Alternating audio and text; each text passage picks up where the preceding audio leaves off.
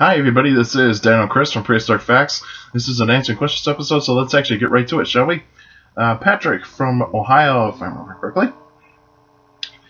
He says, what kind of weaponry did Monolithosaurus have? Well, Monolithosaurus is sort of like a Dilophosaurid, basically, because it actually has the crest on top of its head. And basically it's a medium-sized predatory dinosaur. And basically, from what I know about Monolithosaurus, it's actually got a very big skull for its size. And so basically, I would actually say the teeth are probably its main weapon. I mean, it does have four-fingered hand claws, four-fingered hands with claws, so that means it's a primitive dinosaur. So basically, it might actually have a slight, have some slight slashing ability, but not much really. So it might be able to slash, but it might not use its arms very much. So I would actually say its teeth would actually be its #1 weapon of choice. Because basically all it would do is just basically run in, grab the prey with its teeth, and pretty much just make a quick kill. Because that's really what it's going to try to do, is just make a quick kill and make sure that other predators don't actually come in and actually take its food away, basically its prey. And so that would actually be the main weapon of choice for Monolithosaurus. Monolithosaurus is sort of is basically a primitive dinosaur, so basically it's not really going to be as smart as like some of the later theropods like Allosaurus and the Dromaeosaurs and even the Tyrannosaurus. So basically it's not actually going to be it's not going to be as well adapted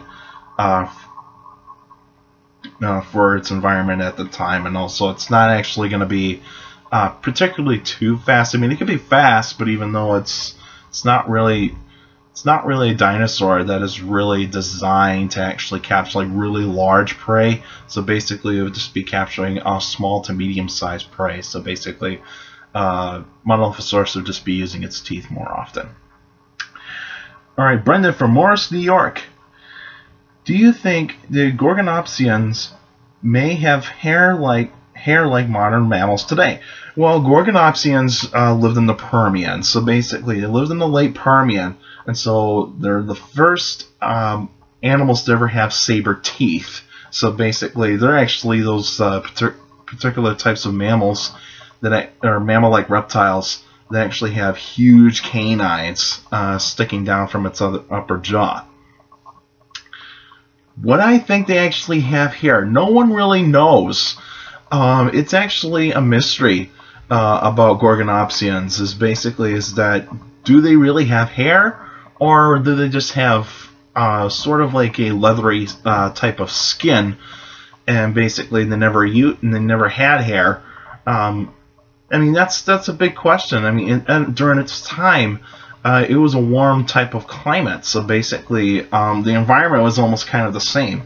But even though in the time of Pangea, basically it was pretty much nearly the same environment. So basically warm, humid, and even some dry areas as well. So basically Gorgonopsians would have been found almost everywhere in Pangea, but most common in like Northern Europe, some places in Africa, and I believe South America, if I remember correctly. There were some Permian fossils of Gorgonopsians that have been found in South America and Asia. I don't really know if there really were Gorgonopsian fossils that were found in North America. I'm pretty sure there were, but just let me know in the comment section if anybody knows if there are any Gorgonopsian fossils that were actually found in North America.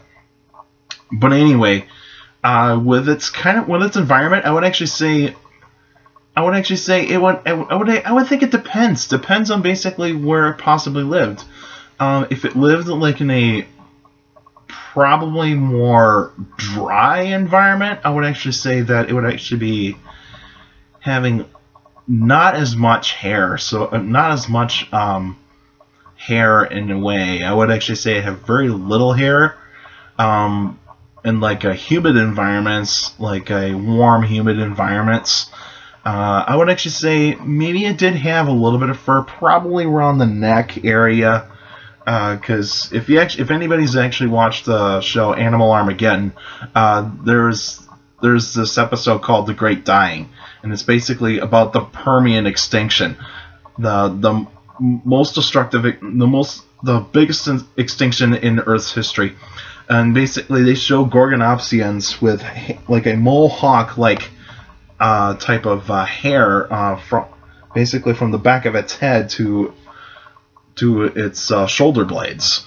And so I would actually say that maybe it could have that, but even though it's still a stretch, I would actually say maybe they actually did have hair in a way, possibly maybe like on the, maybe towards like the head and neck area, but even though it probably could be like some parts of the back, maybe on the tail, but even though it's still unknown whether or not Gorgonopsians did have hair. I mean, yeah, there is some indentations on the snout of the skull that basically could indication that maybe it did have whiskers. Maybe it did have whiskers, you know, considering that most predatory mammals use whiskers to actually detect prey.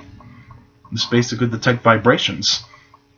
And so it wouldn't surprise me that maybe there are some Gorgonopsians that probably would have hair, but even though it's still unknown. I would probably say that if there was a fossil out there that we can find that possibly would say that like large Gorgonopsians would actually have hair. I mean, Thrinaxodon is not really a Gorgonopsian. It's actually kind of separated from the Gorgonopsian family. But even though it is that Thrinaxodon does actually have hair, and it probably did have whiskers and all that sorts of stuff, but large Gorgonopsians, I really don't know. I would think maybe they didn't have as much, maybe a small amount, but not as much. So hopefully that can make sense, as basically if Gorgonopsians did have hair or not. I mean, it's still up in the air. I mean, scientists still need, paleontologists still need to find a fossil where maybe the filaments of hair is covering like a baby Gorgonopsian or something like that. That could actually indicate that maybe Gorgonopsians did have hair, but even though if it did get larger, that when the babies start becoming adults, maybe they did lose some hair due to the fact that they didn't need it when they got larger. But even though it's still up in the air, but I would say it's a 50-50 shot of basically whether or not Gorgonopsians did have hair, because they're basically right on the line of mammal-like reptiles and proto-mammals. So basically it would actually be right near that line of proto-mammals, but still a mammal-like reptile. Anyway, that's it for now. Next week will actually be a special episode. I might actually squeeze in an extra episode, possibly on Thursday or Friday, and I can actually get that in as soon as possible. The extra episode, somebody suggested to me that they wanted to learn more about the controversy of Nanotyrannus. So basically, the extra episode will be about the history of the controversial Nanotyrannus. So basically, that would be the extra episode. So this episode might actually take maybe 15 minutes. But even though I would actually try to keep it short enough that basically be around that 15-minute range, and so that would actually be the best option that I can do. And but anyway, the special episode would actually be next week on Saturday. So basically next week's Saturday. So if you have a dinosaur or any other prehistoric animal you want me to talk about, feel free to email it to me at dinochris71@gmail.com, or otherwise go on the Facebook page. I got links to dinosaur names, prehistoric mammal names, marine animal names, prehistoric marine animal names, and all that sorts of stuff. Pterosaurs, reptiles, I mean, you name it. I mean, basically vertebrates. I only talk about vertebrates, so basically pick a vertebrate or two that you want me to talk about. And you can still send me questions about dinosaurs or any other prehistoric life by emailing me at dinochris71@gmail.com, or let's go on my Facebook page, Prehistoric Facts with Dino Chris. Like the page, you can actually post your questions in the comment section on any Facebook post. But remember, keep your questions short and to the point. You can also follow me on Twitter at CSGRILL. That's my Twitter page. I post pretty cool stuff on there.